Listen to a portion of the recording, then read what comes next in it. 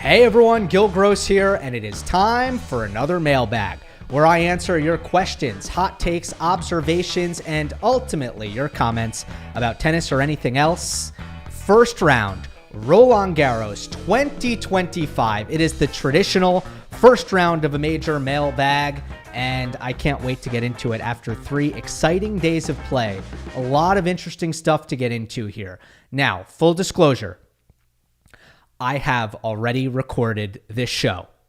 I recorded for an hour and 40 minutes, and then I went back to listen, and the audio was completely unusable because a cable got loose. Not the best.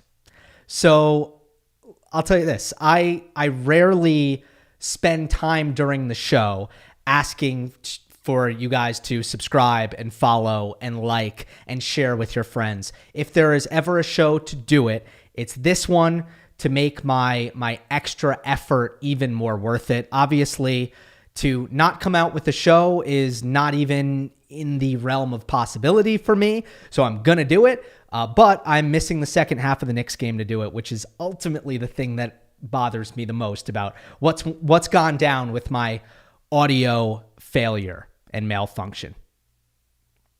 The other thing I'll say before we get into the comments, there are, because of the timing of my post and how immediate, the immediacy of it all, there are some matches that I definitely want to talk about that nobody asked about in the comments section. So what I'm going to do, after I get through the comments that I want to get through, then I'm going to go notebook dump style. I'll read through my notes and I'll hit on any matches that weren't asked about. So if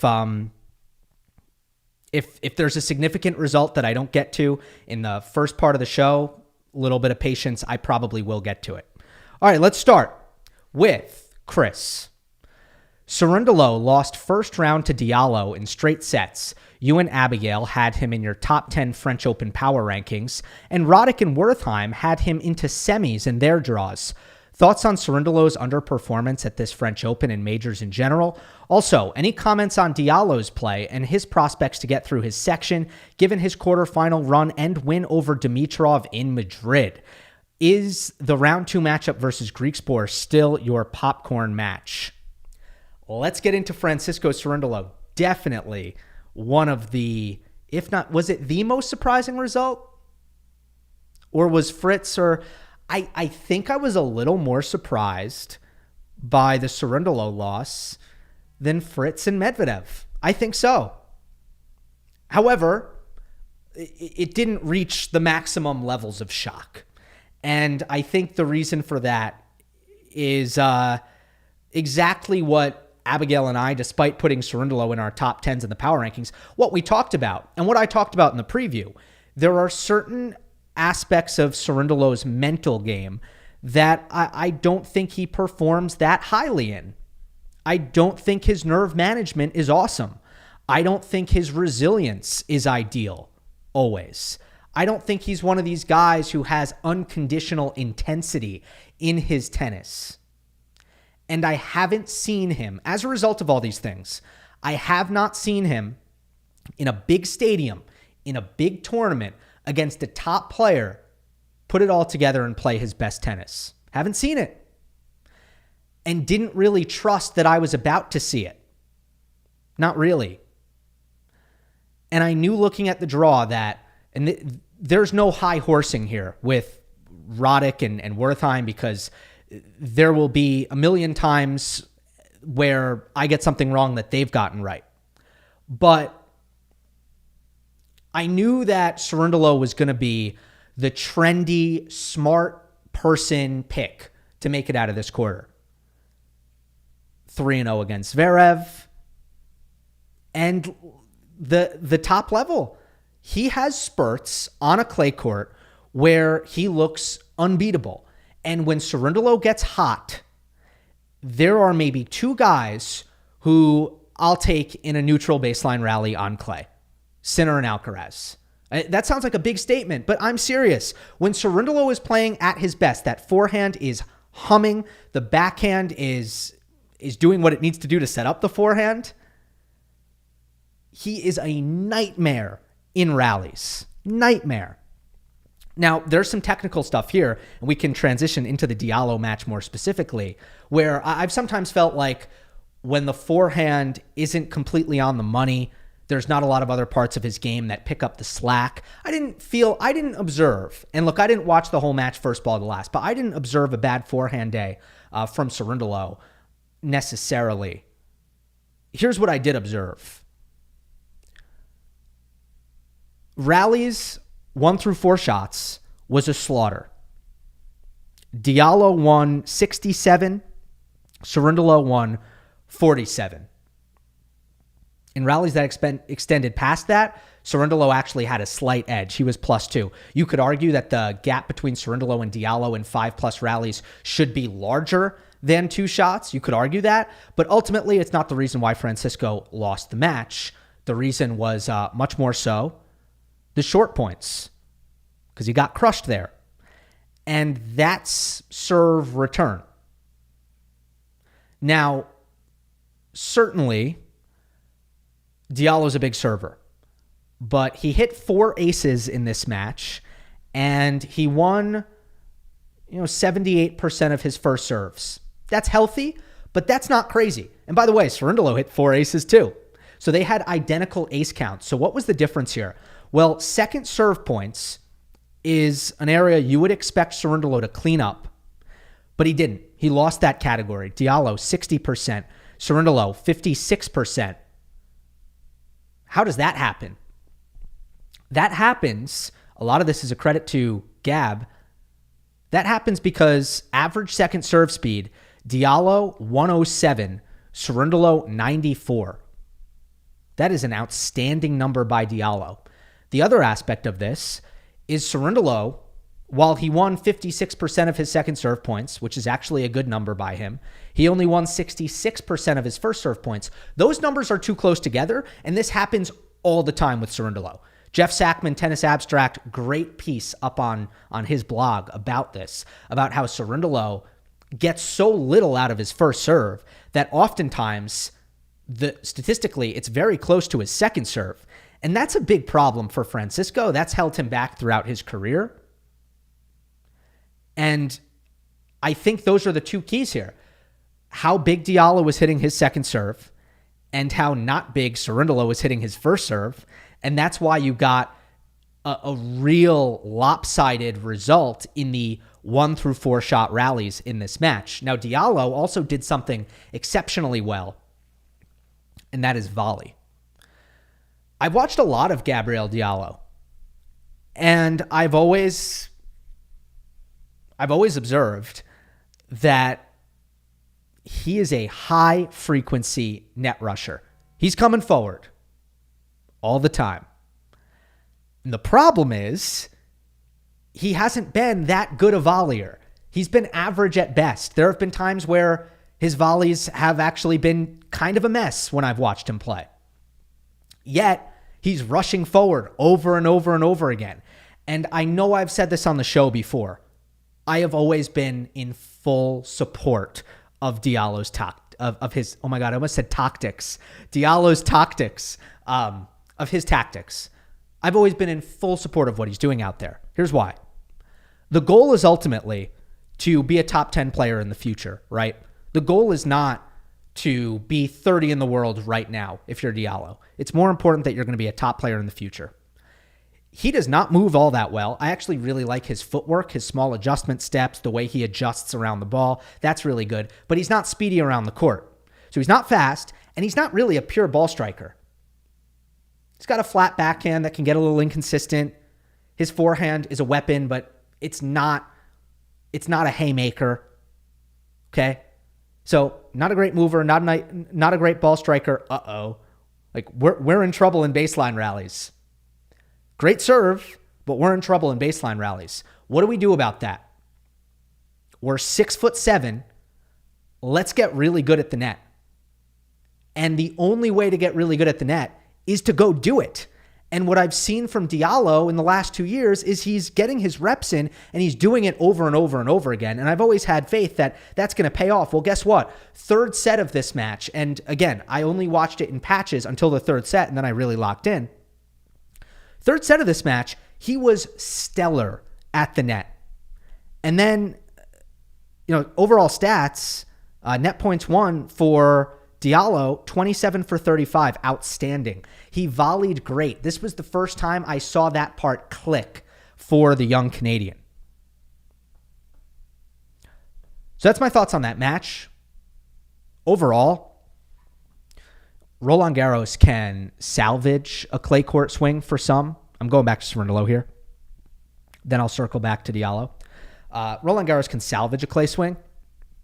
It can also spoil it, right? It's what it all leads up to.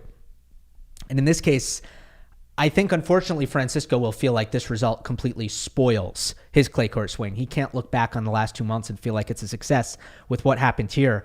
Diallo on clay coming in 16 and 14 record across all levels. That's mostly challengers in qualifying.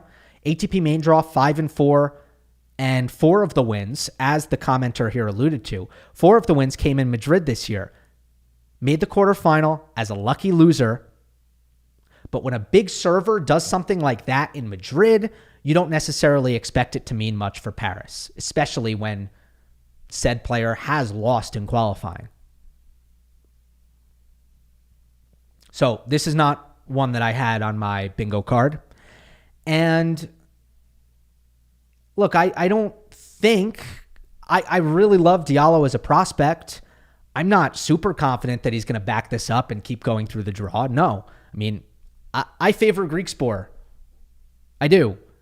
By the way, one thing that Novak said that was interesting, because he was asked about the result when he went on the MAC zone, alternate broadcast TNT, and he was like, well, one of the tough things about this is you're playing a big server on a smaller court, on an outer court, and that might have been tough for Cerundolo. So just wanted to throw that out there because I figure, Novak's analysis counts for something, right?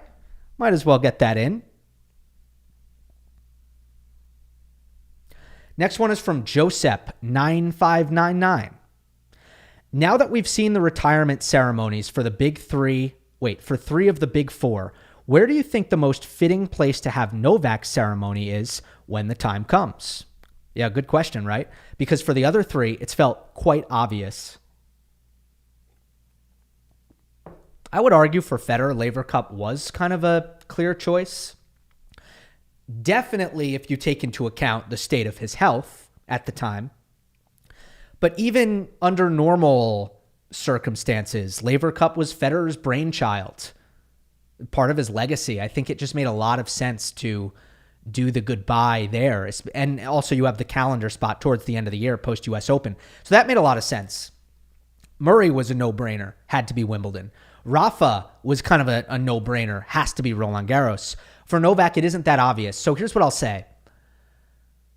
The Djokovic family, they very much, and I don't know what the latest is with the licenses and all the technicalities there, they want to host a tournament in Serbia long-term.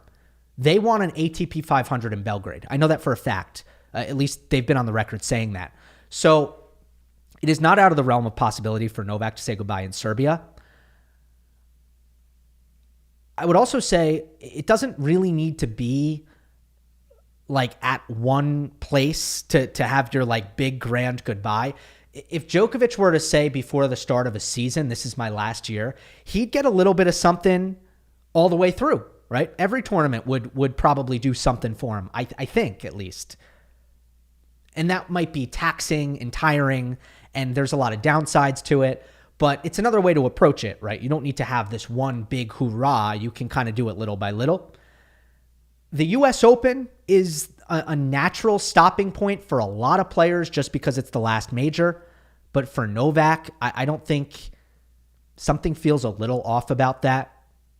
As much as, it would be cool to cover that. I'm always at the US Open. It would be cool to witness that. I just, something about that feels unlikely. And then the other thing that popped into my head was, wouldn't it be quite the statement to retire at an ATP Finals? Has any player ever done that? Wouldn't that be a way to kind of show that you're going out on top? The reason why it never happens is because most of the time, if you're in the top 8, you're not retiring. But who knows, right? Novak, maybe he wins another slam and he just feels like there's not enough more to play for, and he decides, you know what? I'm good.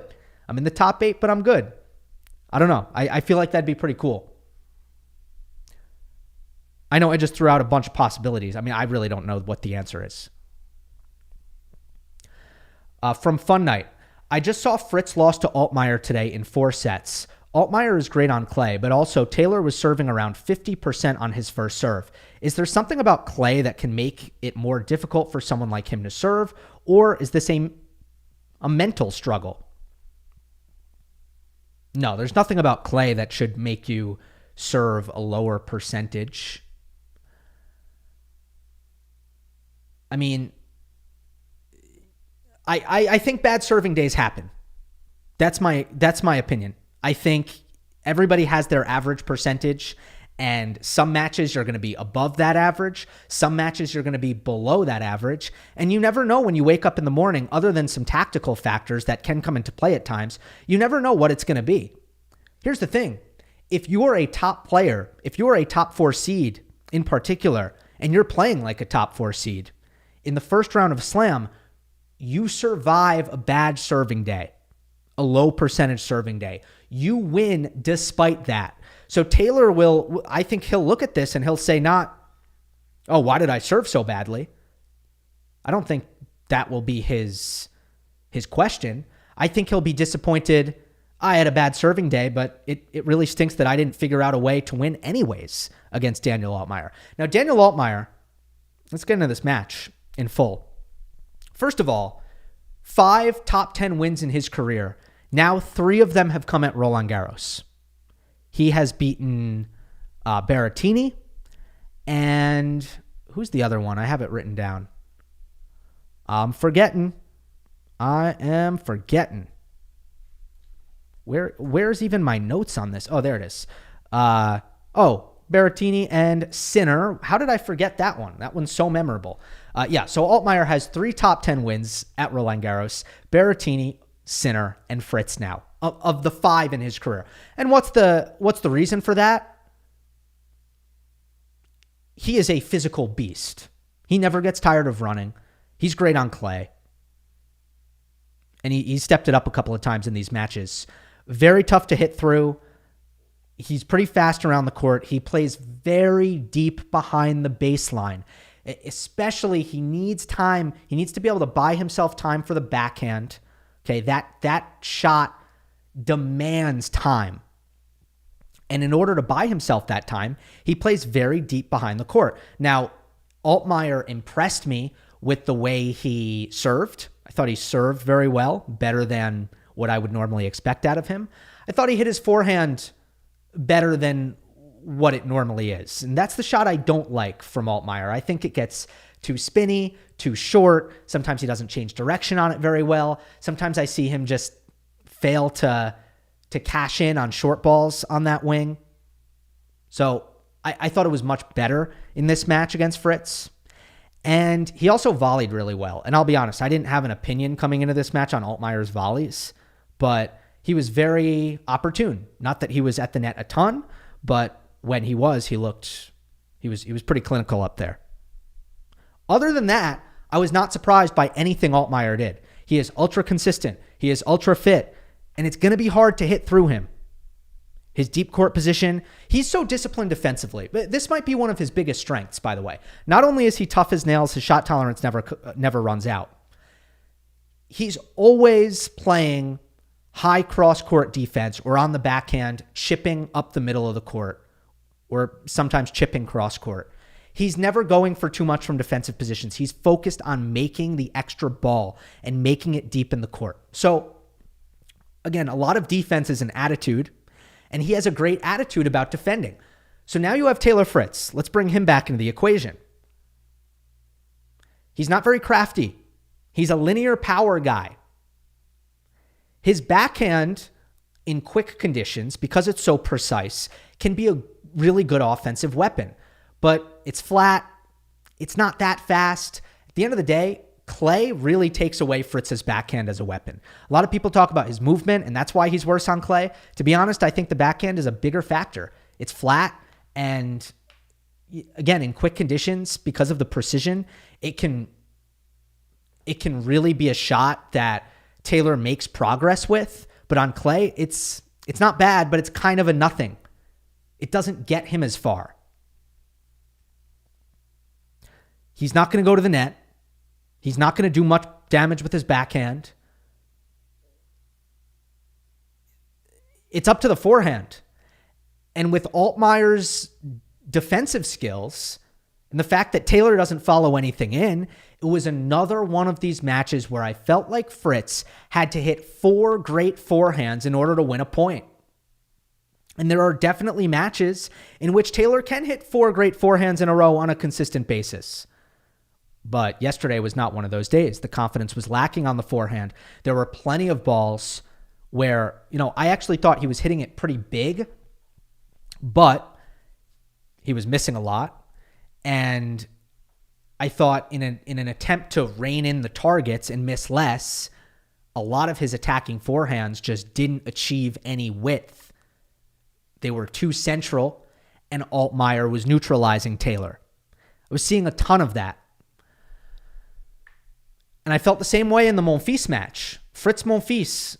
And again, I'm like, look, Gail, even though he's old, he's really fast. He's hard to finish.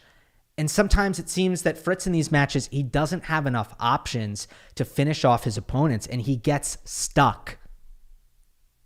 If you can't hurt your opponent and you're constantly getting neutralized, your opponent will eventually hurt you. And in the case of Altmaier, Fritz, your opponent might be a little more consistent than you at times as well. So that was my take on the match. And now this section is wide open.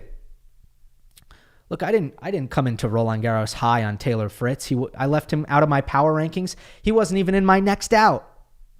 But I still got him to the quarterfinal because that's how weak that section was. So now I suppose Sebastian Corda is the favorite by default, but he's not my pick. He's not. I think Brooksby can give him a lot of trouble. I think Jensen can yuck things up with the variety and frustrate Corda.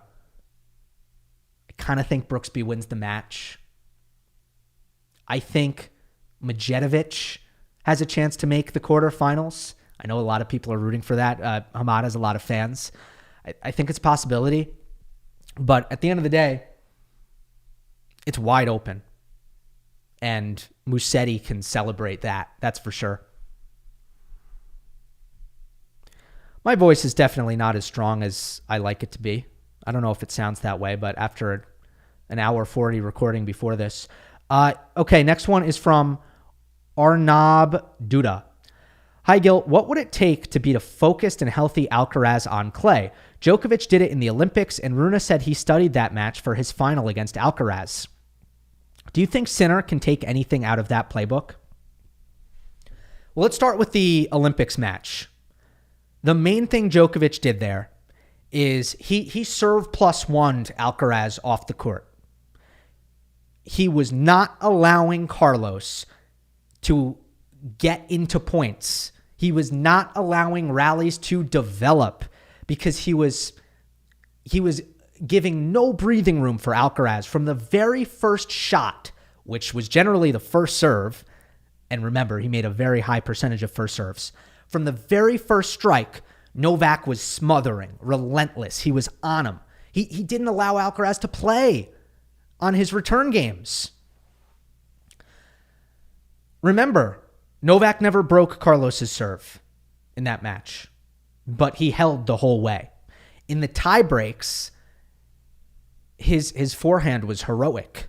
In both tie breaks, his forehand was a better forehand than Alcaraz's, and that made the difference in so many of the exchanges. So that's your 45-second summary of the Olympic final last year, right? I know Holger, before Barcelona, said he watched the match and he thought about the match and he tried to play like Novak.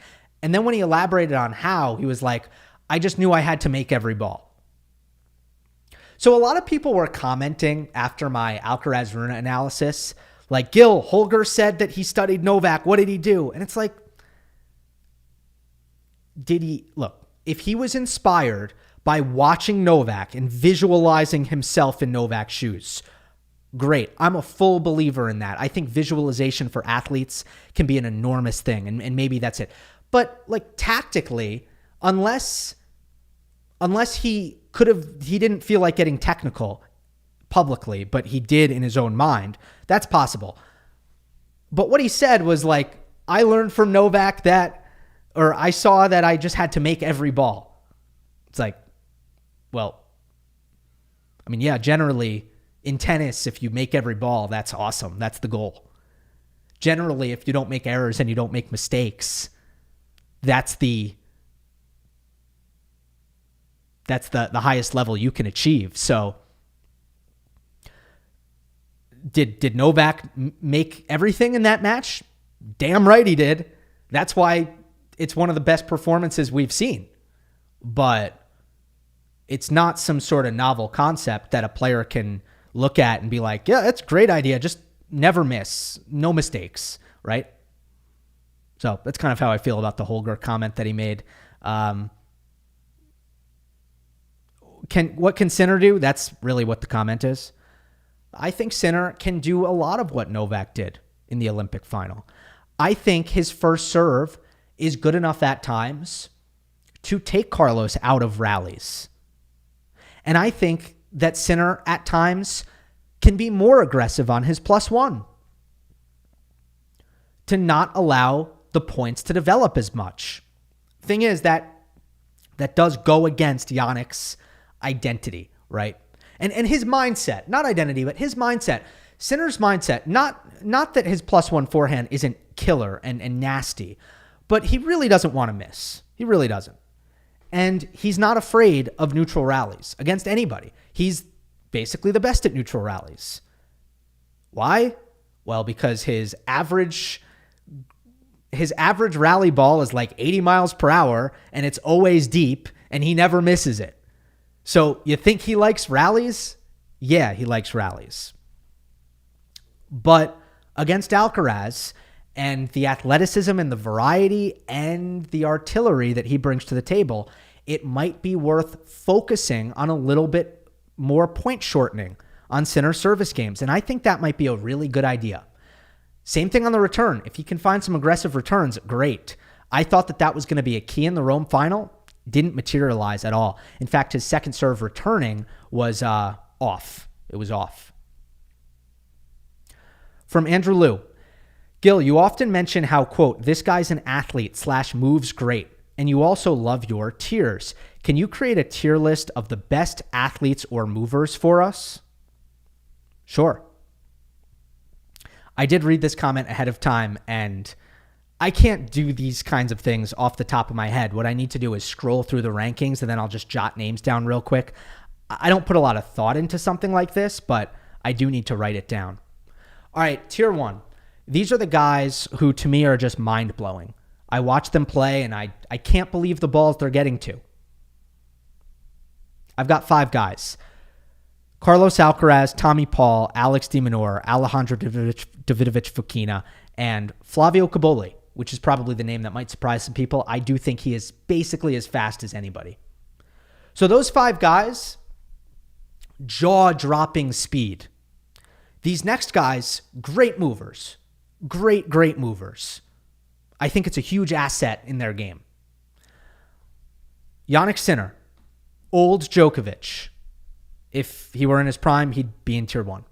Casper Ruud, Lorenzo Musetti, Corentin Moutet, Holger Rune, Daniil Medvedev, Stefanos Tsitsipas, Tomas Mahac. Old Gael Monfils, still think he's tier 2. Yoshi Nishioka, Arthur Fils. So that's my tier 2. I think those guys are pretty much all at the highest level of movement. And then I made a tier 3. Guys who I think are great movers, just a touch off the very, very best.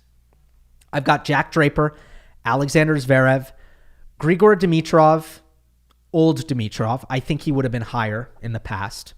Francisco Cerundolo, Matteo Arnaldi, Lerner Tien, Borna Coric, and Mariano Navone. So those are my movement tiers. A lot of names in there, right? A Look, those are all great. Everyone I just said, every name I said is a great mover. Don't get me wrong. From J. Ringe. There has been a lot of talk about your predictions, but I don't mind them.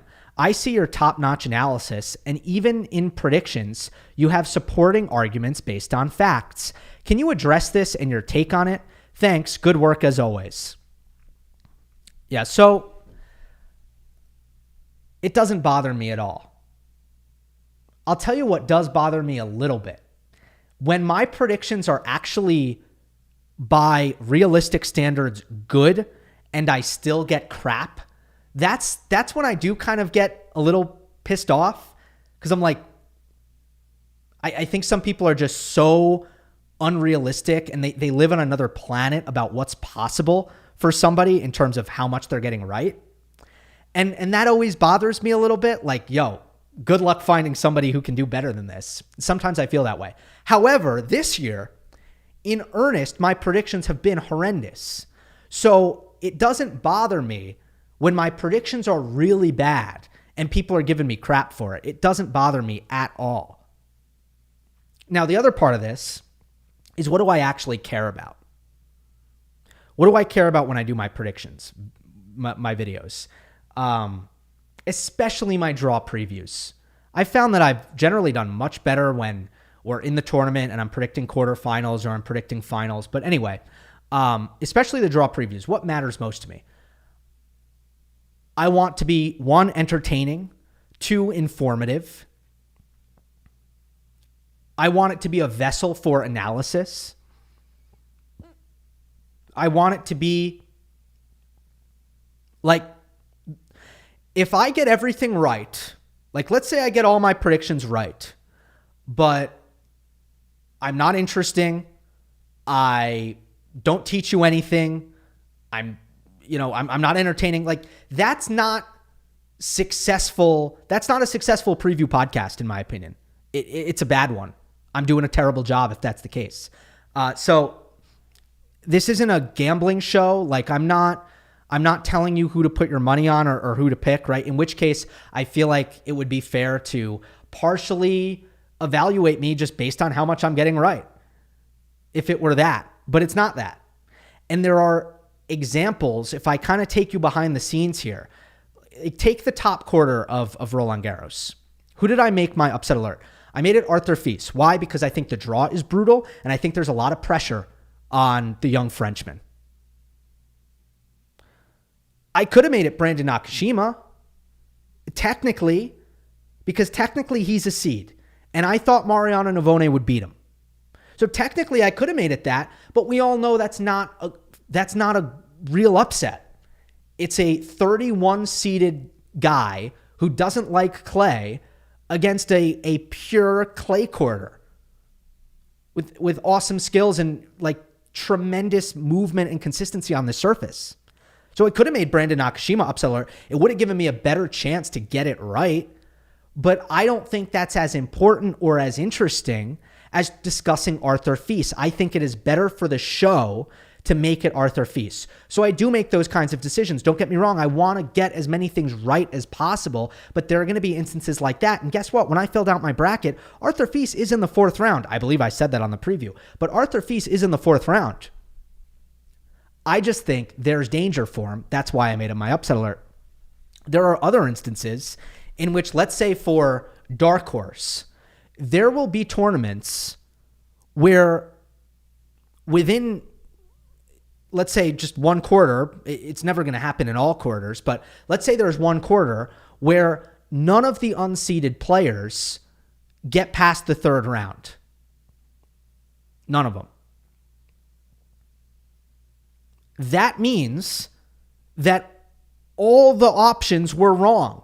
There were only wrong choices. And that's the kind of thing that a lot of people, like, they don't consider when they go back and they look at my previews and they say, wow, like all your dark horses lost. It's like, well, maybe unseeded players actually just didn't do anything in this tournament. So all the answers were wrong.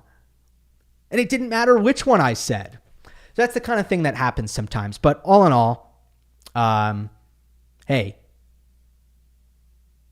As long as people are enjoying the previews, that's what matters most. Period. All right, here's one from Malakat. Hey, Gill, I hope you're doing well. This is about Baez on European clay. His performance on the European dirt has been undesirable to say the least. He has not won a match in any of the 3 clay masters. And besides Bucharest, he's not gone further than the second round in any clay tournament. Now at Roland Garros, he has lost another match with a 2-sets-to-love advantage. He has a 2-4 record here since 2020, and it seems he crumbles in 5-set matches, where in all of his losses at Roland Garros since 2022, he's lost in 5 sets, 2 of which he's had a 2-sets-to-none advantage in. What could be the reason for his poor performances in the European clay swing? Could this be a mental hurdle that he has to overcome, or something else entirely? Thanks for all you do. Take care. Thank you. Let me take a sip of tea. Yeah, I think it's all mental with Baez. I do. I tweeted a stat out. I don't know if it was after Bucharest when I tweeted this out, or maybe it was before then. It might have been after Rio. I'm not exactly sure. But I don't want to go back and look at these numbers again to update them.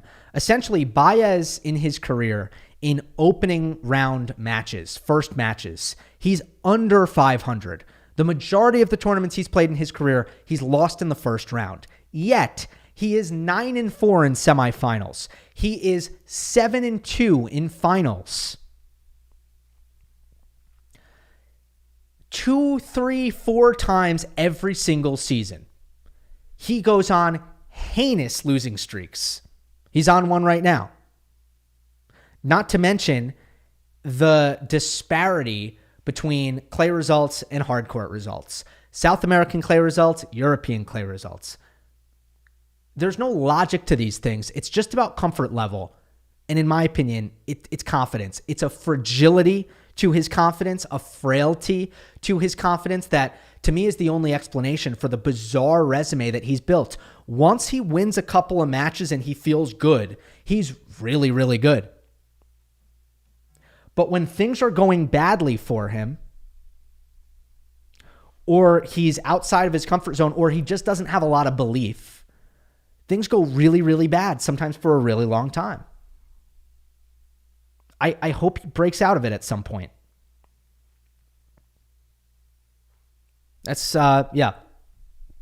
I mean, I wish I watched more of these matches, but and then I could maybe talk about what I've seen recently, but when you're losing in the first round, especially depending on who you're playing, I miss a lot of these matches. He disappears on me for months at a time.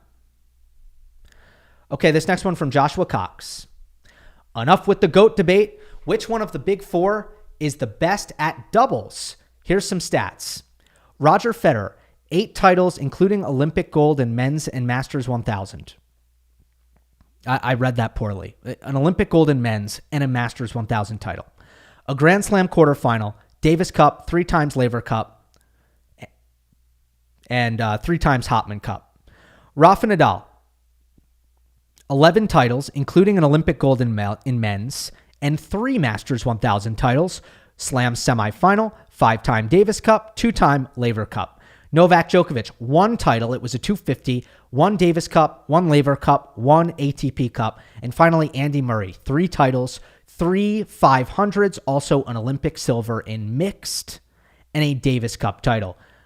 I'm not going to read the entire bottom of the comment, but Joshua correctly points out that none of them have played enough doubles to get a fully accurate picture of the situation, which makes this a very interesting question. And I really enjoyed thinking about this. I'll start with my answer. My answer is Rafa. I think especially if you pair him with a right-hander and you put him on the ad court, the hardest ball to volley is Rafa's forehand. That is the hardest ground stroke to volley against that I've ever seen. I think when you put him on the ad court, considering his runaround footwork, anytime a rally develops and he's in the back of the court, you basically can't find his backhand. You're dealing with his forehand. I think that's a huge asset. And then as a pure volleyer, I think he's as good as any of them. I think Nadal as a pure volleyer is as good as Federer and as good as Murray, but he was not as good as them, especially not as good as Federer, at getting to the net. Once he's there, I think his volleys were just as good. And in doubles, it's not as much about the transition. It's not as much about the movement up at the net, which is what Federer really excelled in. It's about the volleys themselves, because you're parked at the net and you just need to move and volley. You're already there at the net. So that's why I go Rafa. I'm not so concerned about the serve. That's where you would make the argument for Federer. You got to remember, in doubles, you get to serve 1 out of every 4 games.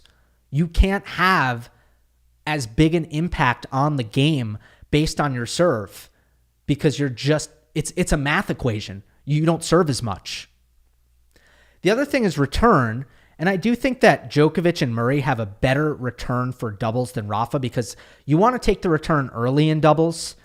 Novak and Andy were definitely better at doing that compared to Rafa, but not enough. Overall, I go with Nadal. And guess what? Nadal does have the best resume of the 4. A lot of that success coming with Mark Lopez, who I always liked. He was almost like the Ferrer of doubles, in my opinion.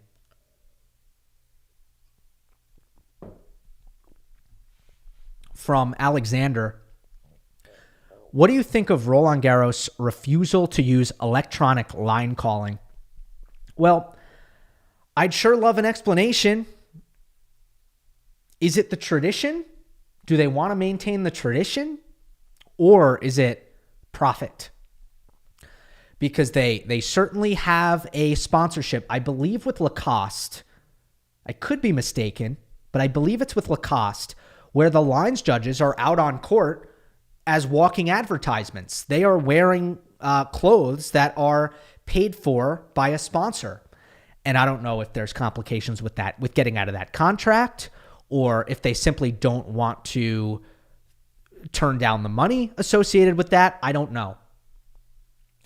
But I think ELC is better for a multitude of reasons that I won't get into right now.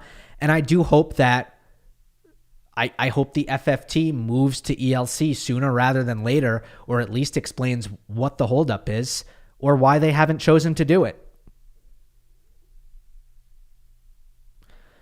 From Enigma Paradox, thoughts on Gasquet's career? High hopes for the Frenchman as a 15-year-old phenom winning his first ATP match. Finishes above 600 match wins. Similar career to Monfils. Very different players. Yeah, Gasquet's career. I don't remember when he was 15 years old. I wasn't a careful observer of the sport.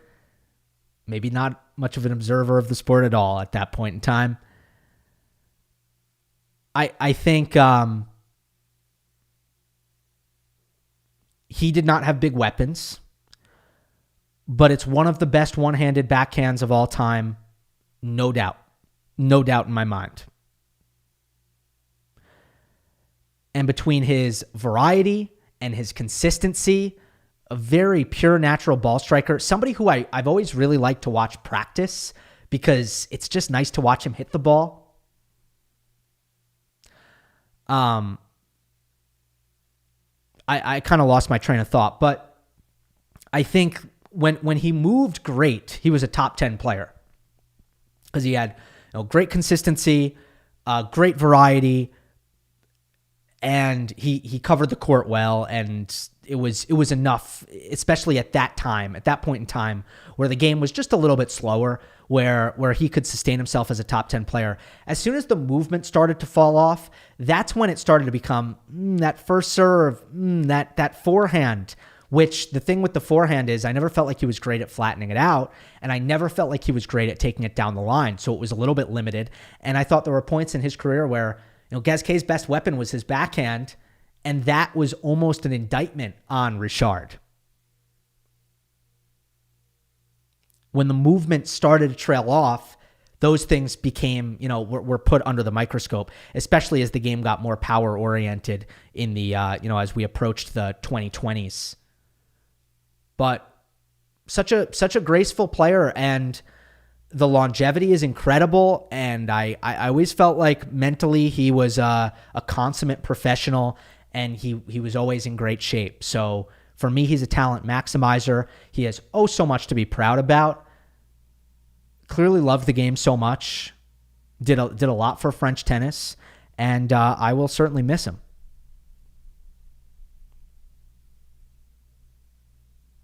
Do I want to answer this question? Yeah, I have a short answer, but I'll still do this one. It's from Jason. After Altmaier's win, in which he seemed to often get the better of Fritz on backhand steadiness and ability to do damage, and Musetti's phenomenal clay season, is it reasonable to think that the narrative on the dying one-hander might change to it becoming a semi-regular feature for clay court specialists? There seem to be a lot of positives for it on clay. Extra time makes it easier. The typically deeper return positions mitigate its return downsides. It's easier to angle off the court. The obligatory feeling spin creates challenging contact points rather than balls that sit up. It's a little easier to go defense to offense with on the full stretch. That's the only one I disagree with, for the record. Easier to transition with. Seems like a lot of people are finishing on clay at the net more than ever. Easier to disguise drop shots. Yep, that's true. The comment goes on. Obviously, there's a clear history of one-handers whose best surface is clay. I know that's nothing new, but it seems to me like one of the better arguments for why it might find a way to stick around. Okay, so plain and simple, great analysis. I totally agree. This is all really good thinking. I want to just be like, heck yeah, man, I'm with you. The thing is, I see the evidence in front of my eyes. The young players aren't coming up with the one-handers. They're not hitting it. So you got to look at the youth right now and just how sparse the one-handers are. And to me, it's just a matter of facing the facts when it comes to that. There is a lot of logic from observing the current one-handers on tour. There are enough benefits to it that I would think there's a place for it. And yes, particularly on clay, where the weight of shot is just, the potential for weight of shot is just higher, which is huge on clay. But hey, it is what it is. I haven't looked at it in a while, but I've looked at like the 21 and under situation for one-handed backhands. It is grim. That's it. That's all I can say. From Lewis.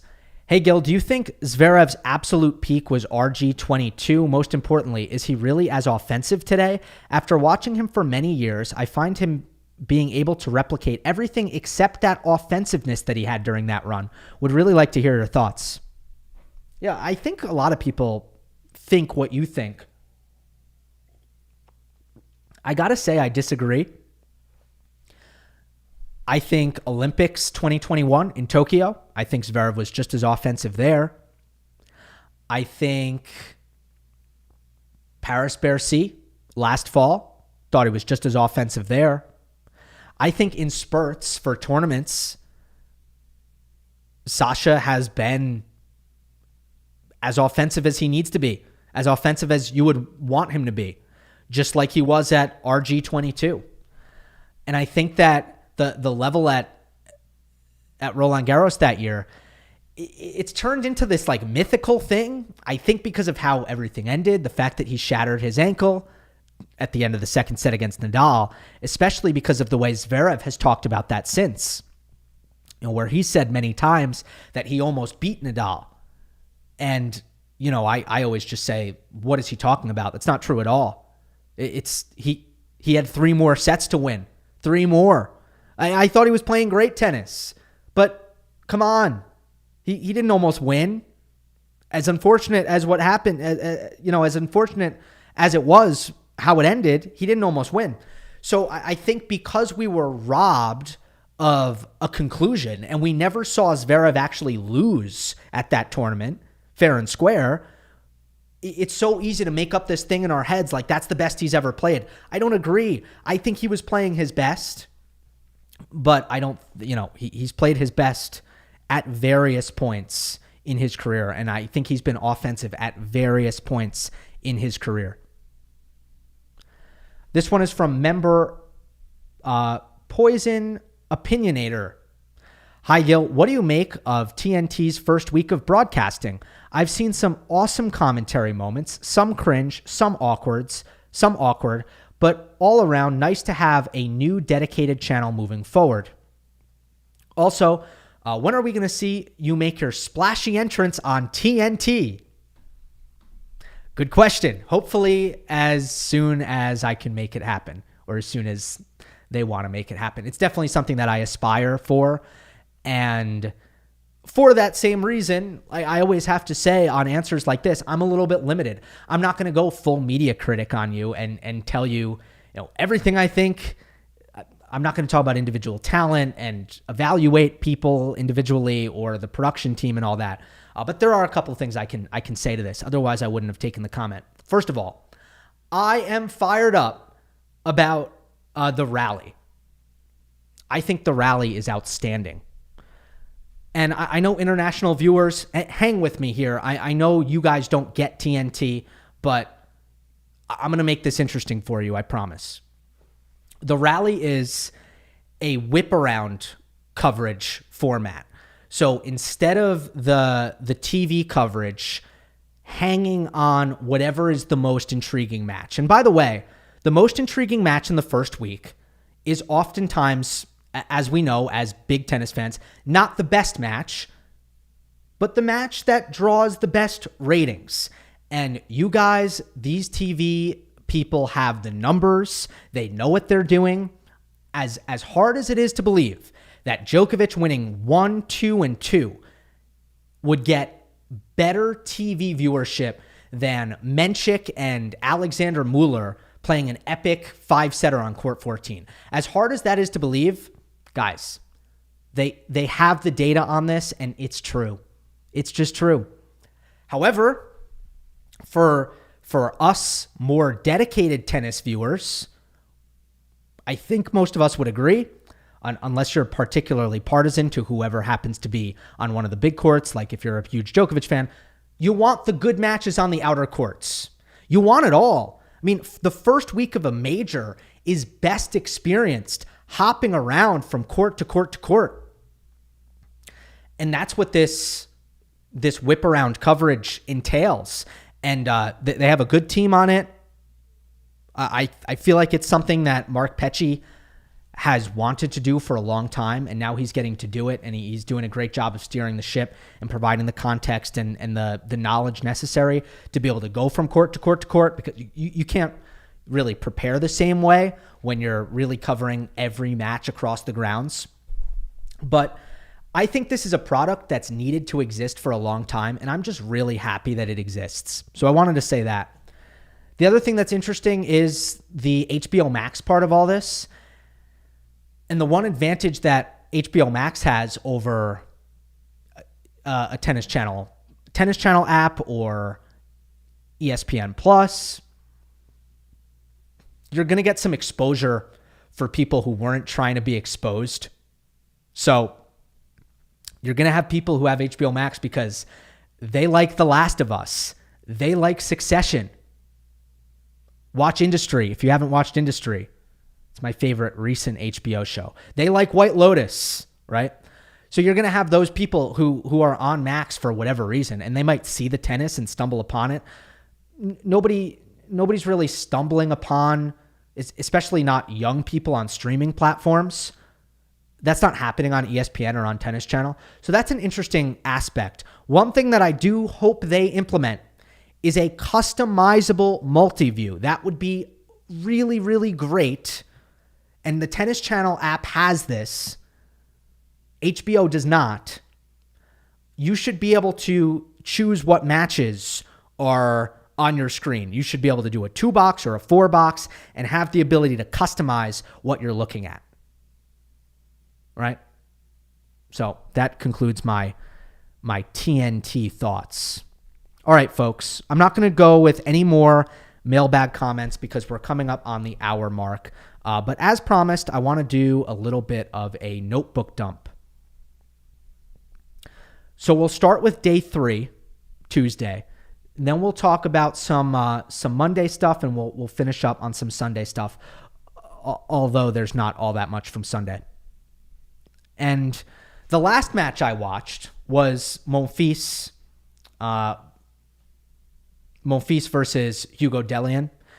And I'm not going to get into the X's and O's here, because a match like that isn't about X's and O's. It's about romance. It's about romance. Gael Monfils is a forever legend in this sport. And he is beloved around the world. And he fills stadiums around the world because he can take a first-round match against Hugo Dellien. No disrespect. I like him a lot as a player. And I respect how he goes about his business. But he's not a huge box office kind of guy. Gael Monfils can play anybody, including Hugo Dellien, in the first round of a slam and make it a top 5 match that we'll see all tournament long. And he did it a couple of years ago against Sebastian Baez, and he's done it again here. That match had everything you could want from an entertainment standpoint. It had fireworks, highlight reel points, twists, turns, emotions, huge reactions, physicality, finesse, power, everything. Monfils, man, this is why he's loved. That's all I have to say. Okay, let's do Fonseca, Hurkacz.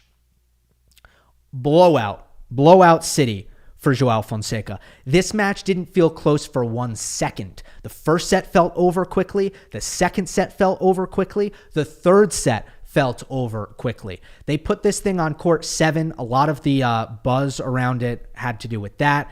That was really silly. It was really, really silly. By the way, scoreline 6-2, 6-4, 6-2. I understand that Fonseca is unseeded. I understand that this is only the second time in his career he's playing a major tournament. But you have to know when you're organizing a tournament, you have to have your finger on the pulse of who is popular and who is a draw. And Fonseca, let's be honest, conservatively is a top 10 draw right now. And the goal when you're scheduling a tournament is not to put the best players on the biggest courts. No, it's to make the fans happy. That's your job. And there were way too many people who would have shown up to Roland Garros on Tuesday. They had tickets. They wanted to see Fonseca. They couldn't see him because they put him on that tiny-ass court. And that's a mistake. Hopefully not one that's repeated, right? Sorry for cursing. And look, like sometimes people complain and then it's like, well, what match did you want to kick out? How about the Moutet match? I know it was Frenchman versus Frenchman, but again, think about who's going to think about the demand here. And even in France, Moutet against Tabur is not a bigger match than Fonseca Hurkacz. It's just not. Okay. Look, I don't want to go too in the weeds on this match. Second serve battle was domination for Fonseca. Joao won 70% of his second serve points. Hurkacz won 32% of his second serve points. Hubi can't hit forehands and backhands with this guy. He just can't. Fonseca is a far superior ball striker. The way he was moving in this match, really, really good. I thought Joao was hitting out of the corners as well as I've really ever seen him do it, particularly the forehand corner. So it was pretty tough on Hurkacz to do damage. And the other thing I'll say is like Hubi's first serve averaged 121 miles per hour. That's just not good enough. Hurkacz is generally, or at least sometimes, up at around 126. And his serve is going to need to make a huge impact if he wants to beat Joao Fonseca. Again, he cannot ball strike with Fonseca. He's not good enough to do it. So his serve needs to do something for him here. And it didn't do enough. And then the second serve battle was, it really showed you who was winning from the baseline. But also, other than Fonseca just playing a really sharp match, I mean, it was a really high level. And I don't know what more I can say about Joao. On the Hurkacz side, he wasn't moving all that well. And mentally, he just looked checked out. He's coming from Geneva. He's had a lot of health issues this year. So he's playing 5 matches in somewhat short succession. But emotionally, let's not forget, he cried after that final. He cried after losing to Novak in that Geneva final. I think he was crushed with how the last 10 minutes of that match went. I think he was extremely disappointed with the way his game unraveled when it really counted in that deciding tiebreak. And frankly, I don't think he recovered. I just don't. Plus, there's the fact that Fonseca is a will breaker. The fact that Hurkacz never really seemed to dig his heels in, it's one thing losing points. The way you lose points against Fonseca is demoralizing and emasculating. You're watching the ball go by you at 100 miles per hour. Meanwhile, the crowd is splitting your eardrums every single time. Like, that can't be a comfortable place to be, especially when you're kind of already a little bit wounded psychologically coming in. Okay? One more thing. I heard from somebody, I got a text during this match from somebody who I haven't spoken to in 5-6 years. We were friendly in college. Friendly.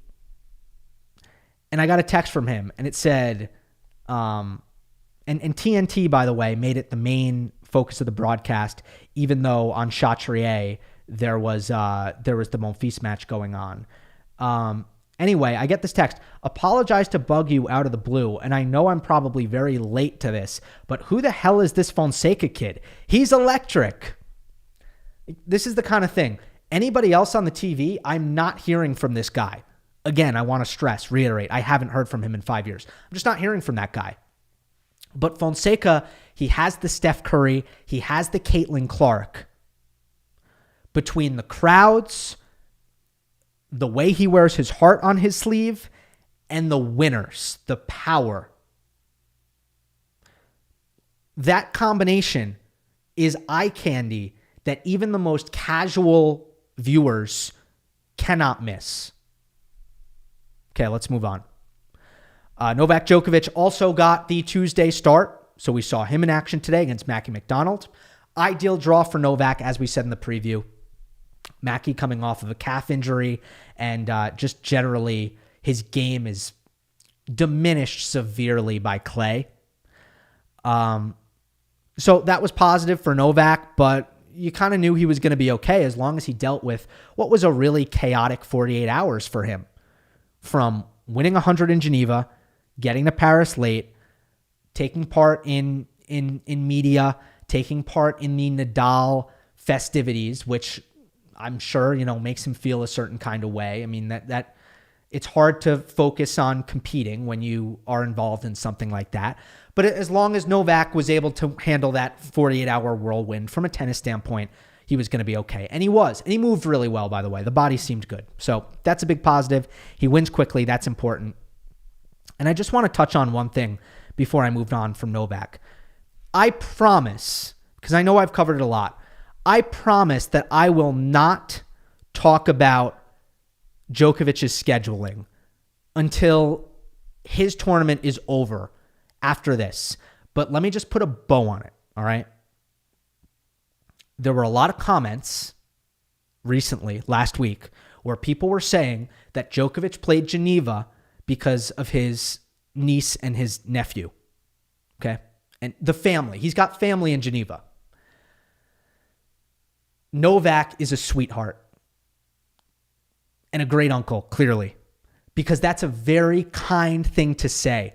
But you guys can't seriously be that gullible to believe that Djokovic is prioritizing seeing family that he can see whenever he wants to see on an off week, which he has plenty of throughout the year, that he's prioritizing seeing family over his Roland Garros preparation. That is crazy.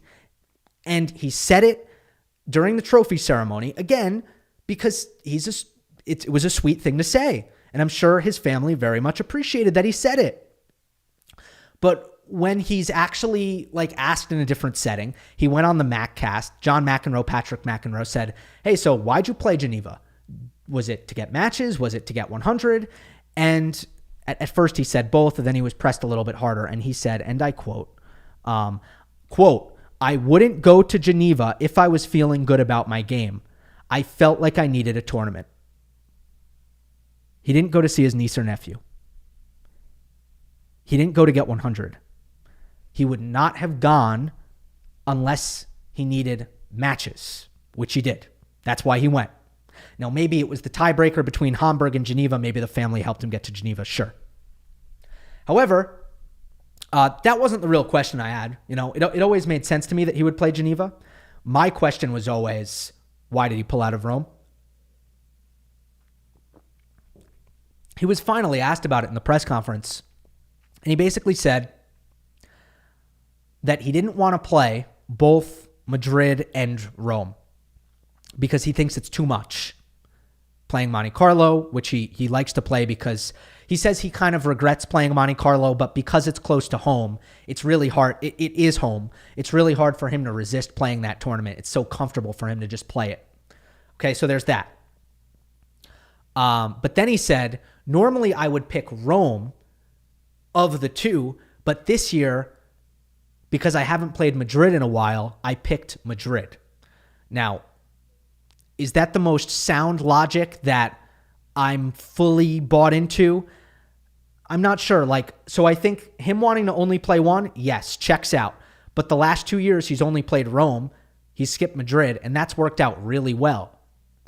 And is it really a reason to change that strategy just because you haven't played Madrid in a couple years? It didn't stop him from, not playing Miami for, a bunch of years. Anyway, I still think that maybe there is something going on that we don't know about. And I promise, I just wanted to set the record straight because Novak has given his answer. That is his on-the-record official reasoning for pulling out of Rome. I wanted to make sure I got that on the show, but I will now leave this alone. I promise. All right, what's next? Any other day 3 stuff? Yes. We didn't talk about Medvedev.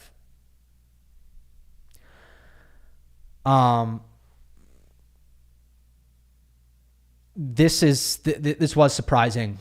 Even though I'm not high on Daniil, he wasn't in my power rankings. I kind of thought that he would. Look, it's best of 5. It's a major. This is a tournament that he's actually been really consistent at. I just thought he'd do the Medvedev thing. He's pretty good at finding a way in best of 5 historically.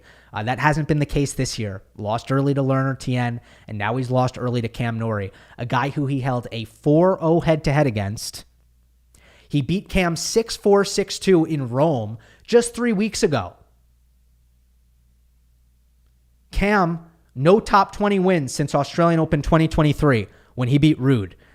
He was down to 91 in the world last week in Geneva, qualified, made the semifinal, so he actually had a lot of momentum coming into Roland Garros. That certainly helped Norrie feel confident coming into the match.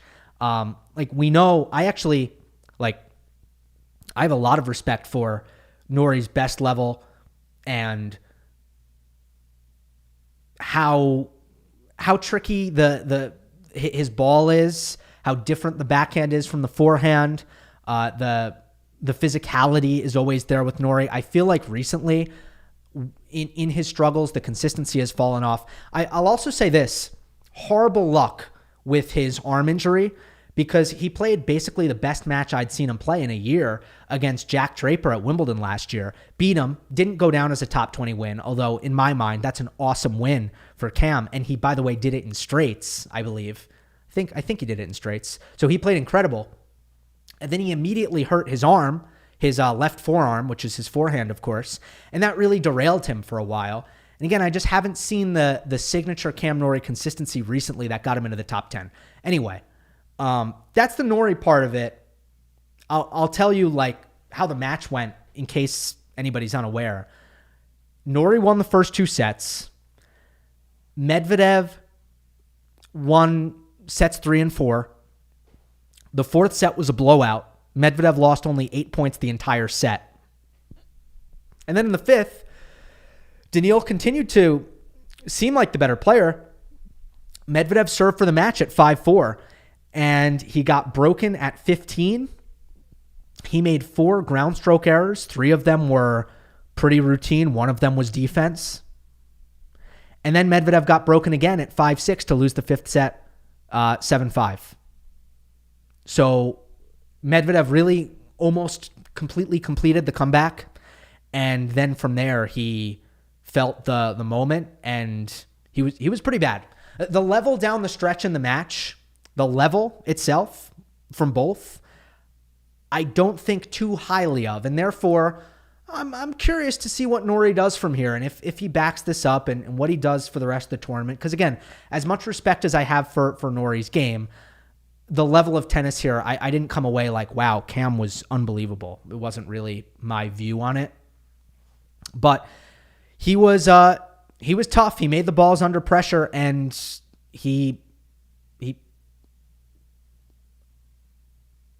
forced Medvedev's hands. I mean, he made Daniil play the balls that Daniil wasn't ready to play. I'll say that.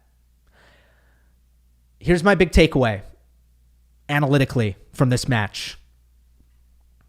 We've talked a lot about Daniil Medvedev struggling to find his identity on the court, trying to adapt his play style and losing a little bit of what once made him great. Well, I felt there was some symbolism in this match. This was a great catch by Chris Eubanks, who is commentating on TNT's The Rally. He noticed that Medvedev started the match in a hybrid setup. You had natural gut color strings on the mains, and then you had polyester strings on the crosses. That's a high power setup. You get more easy speed on the ball with that setup. Then midway through the match, it changed. Suddenly, Medvedev's string bed was all black, all poly. This is a drastic measure that is unheard of in professional tennis. To change not your string tension, but your string setup in the middle of matches is totally unheard of.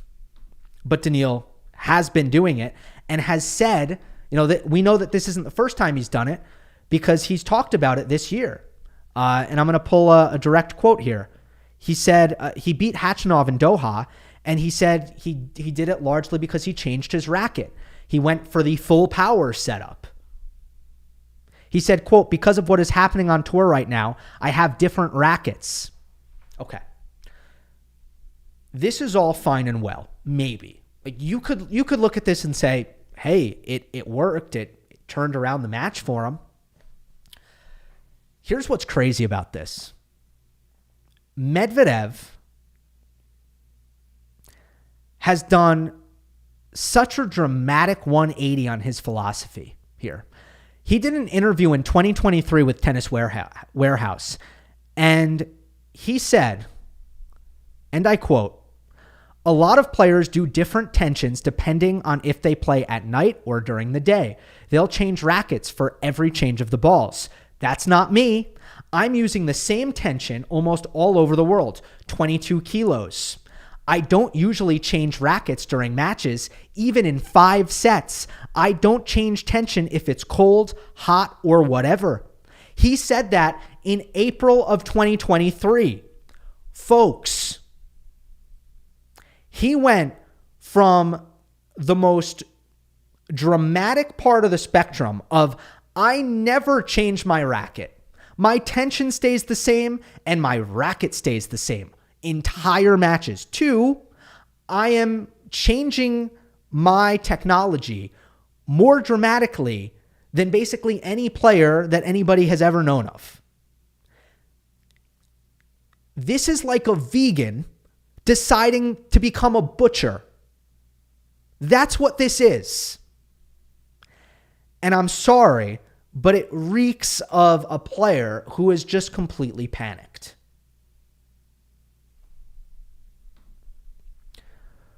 Dimitrov retired again this morning. That is 4 in a row for him at the slams. I will point out that he hasn't been a serial retirer. We'll talk about one of those a little bit later on. But he's got 5 retirements in that stretch, and 4 of them have come at slams. It's really unfortunate. I keep saying it over and over again, but last 2 years, I really like some of the tennis that Dimitrov has been able to play, even north of 30 years old. Unfortunately, he hasn't been able to make a single gratifying run at a major because the body hasn't held up. And that's been unfortunate. 9 retirements in 58 career slam main draws for Grigor Dimitrov. That is a high number. One other thing I want to quickly hit on is Jakub Mensik, Alexander Muller, which was one of the craziest tennis matches I've ever watched. End of the 4th set, Mensik is trying to get the match stopped because of rain. And he's actually being pretty disruptive during a Muller service game. He stops twice during the game to try to get the match suspended, and the chair umpire is not really having it. And she's like, no, it's not too wet to play. We got to keep playing. And I think there might have been some gamesmanship there for Mensik given his timing. I mean, he could have waited until the change of ends, or he could have taken no for an answer the first time and then, again, finished the game and then ask again. But instead, he was kind of disrupting the rhythm of the match. The French crowd, supporting Alexander Muller, of course, noticed. They started getting on Jakub Mensik. And Mensik leaned even further into his stall tactics. There was a point in time where he tied his shoe at deuce during Muller's service game, like right before he was going to serve, he went to tie his shoe. Maybe his shoes got untied, maybe. But most of the time when a tennis player does that, it's because they meant to do it. He bounced a ball off of his foot at one point when the crowd was bothering him before a serve. He just bounced the ball off of his foot. Again, can it happen by accident? Yeah. Most of the time, it's on purpose. Mensik played incredible tennis. As soon as stuff got tense and emotional and hostile in this match, Mensik was marvelous. It was honestly Novak Djokovic-esque, me against the world performing. And look, if you want sportsmanship, if that's what you're looking for, Jakub Mensik in this match was not for you. He just wasn't. That said, the crowd, as you can imagine, was giving it back to him, and class and etiquette went out the window, not just from Mensik, but also from the crowd. It got crazy. I'll tell you, the only guy who maintained some dignity here is Alexander Muller. That said, the fact that Mensik was able to stand up in that environment and to embrace that hostility and play as well as he did, honestly, he showed me something. He's a stone cold killer. He is. He showed me he's a stone cold killer. And mentally, he continues to just pass test after test after test, regardless of what you think of the gamesmanship there. Okay, that's it for day 3. We've already talked Fritz Altmaier. Day 2, I guess there's 2 things I wanna hit on quickly. The first is Arthur Fils. Nice win from him, by him, over Nico Jarry in 4. But I do feel like we saw some of the vulnerabilities. 3 for 16 on break points, and in the 3rd set, which went to a tie break, we saw Fils overhit after overhit after overhit, just getting too amped up, too excited. Now, somewhat understandable. He was looking for his first ever Roland Garros win. Hopefully he calms down a little bit after like getting that off of his shoulders. And it didn't ultimately cost him in this match because he was the far better player than Jarry, way better. But the clutch factor from Fils was pretty bad. He made a lot of bad errors on the biggest points. And again, it didn't cost him because he was just so much better. Badosa Osaka. That was kind of that's the only women's match so far that I've really watched from start to finish. And part of it, by the way, is because I don't wake up at 2, 3 a.m. every day, and all the men's matches are scheduled late, and all the women's matches are scheduled early. So here I am on Pacific time, and it's way harder to watch women with how they schedule them. Okay, Badosa Osaka. Paula had I'm not going to go through everything in the match. Here's the big takeaway here, first and foremost. Osaka, when Badosa hit a ball, regular height, regular spin, regular pace, Osaka was great. Osaka was a great ball striker whenever she had the ball in a comfortable spot in her strike zone. Here's the thing. When a player is defending, they are not often hitting a ball straight. They are not hitting that regulation rally ball. They're throwing it up high. They might be dropping it short. It might get a little low. It's probably off pace. Like when you knock your opponent off balance, you get an off pace ball often. Badosa was playing really tough defense. She was such a great competitor in this third set. I almost thought she needed to calm down a little, but in hindsight, no, the intensity was great. Okay? Back to the tactics. It was the high slow stuff or the low short stuff that Osaka wasn't able to deal with. She really struggled in the midcourt. There were several short balls that she didn't get her feet up to, and then she wasn't able to execute off of the short ball. And she made a lot of errors off of the high floating loopy ball. Again, a lot of them were not because Badosa was like, let me hit a high ball. A lot of them were Badosa was defending, so she had to hit a high ball, but it ended up being the most effective tactic. And the way Paula was moving and grinding, she was able to extract all the errors she needed to out of Osaka with that kind of variety. So Naomi needs to get better at dealing with the funky junky stuff, because you're not always going to get the ball in your strike zone, right? Okay, now we go to day one, Sunday. Couple of really quick ones here. Pecci Pericard, I enjoyed that match. Roof closed. Horrible break for Zizou Bergs. Zizou Bergs had to be like, are you kidding me right now? Pecci Pericard is obviously way more dangerous with the roof closed because it helps his serve. I also think clay is his best surface because I don't think his serve needs any help from the conditions other than indoors, which I think does make a real difference. But it's not like there's going to be conditions that are too slow for 140 miles per hour. There's no such thing. But he needs a little help breaking serve, and I think the clay helps him break serve a little bit. And speaking of breaking serve, he did it more in this match than he has in almost a year. GMP, he beat, who did he beat at Wimbledon? Oh, Rusevori, I think. Was it Rusevori? Whoever he beat in the third round of Wimbledon last year, he got 3 breaks of serve. He hadn't broken serve more than twice in any match since then.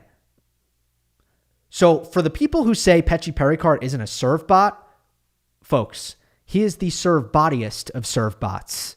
Okay? He does not break serve very often, but he did 4 times in this match. Again, it's actually the second most of his career, and it is the most since Wimbledon last year. But he looked great. He looked really good.